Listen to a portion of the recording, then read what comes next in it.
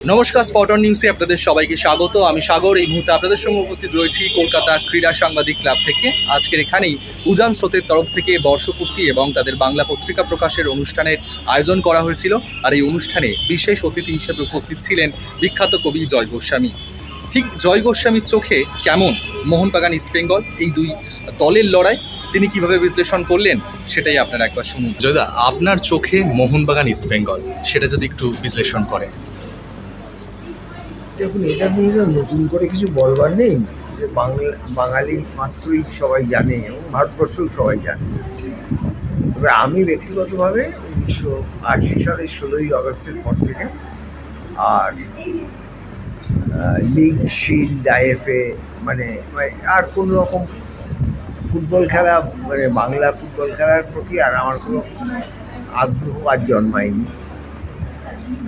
সেটা কেন? সেটা 16ই আগস্ট যে ঘটনাটা ঘটেছিল, নিশ্চয়ই আপনারা ভুলে যাননি সেই ঘটনার কথা মাথায় রেখে। ওই ঘটনায় তখন উপেন তরফদার বলে একজন ছিলেন, রেডিওতে সংবাদ পরিক্রমা করতেন।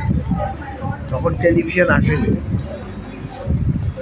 যতজন মারা গিয়েছিলেন তাদের আত্মীয় স্বজনরা এবং যারা চোখের সামনে তাদের মারা দেখেছেন, তাদের প্রত্যক্ষ অভিজ্ঞতা উপেন তরফদার রেডিওর সংবাদ পরিক্রমায় বাজাচ্ছিলেন।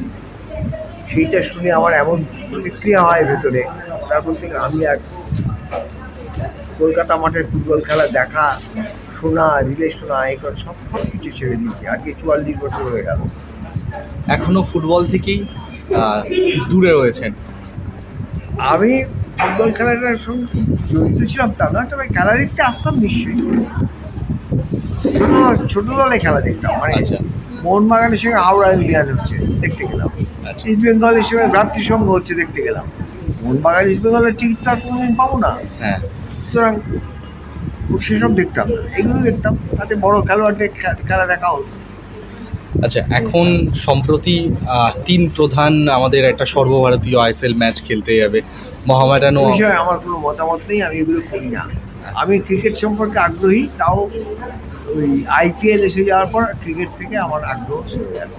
আচ্ছা, আপনাকে যদি এক কথায় বর্ণনা করতে বলা হয় যে এই যে আবেগ মোহনবাগান ইস্টবেঙ্গল, সেই আবেগটা মানুষের মধ্যে আছে, চিরকালই ছিল, এখনও আছে, খুব প্রবলভাবে জেগে আছে, অনেক মানুষের মধ্যেই আছে। আমার মধ্যে নেই, আমাদের তো অনেক আবেগই মরে গেছে, তার মধ্যে এটাও মরে গেছে। আপনি কাকে সমর্থন করেন? একটা সময়ের কথাই বলছি। আমার খেলাটা দেখতে ভালো লাগতো, এই আর কি।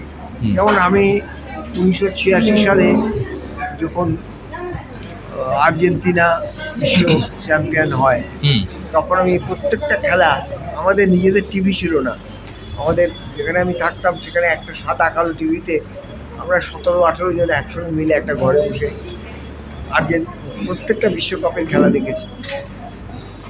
আর বাংলাতে সমর্থনের কথাটা বলছি, মোহনবাগান না ইস্ট বেঙ্গল, কাকে আপনি বেশি প্রেফার করেন?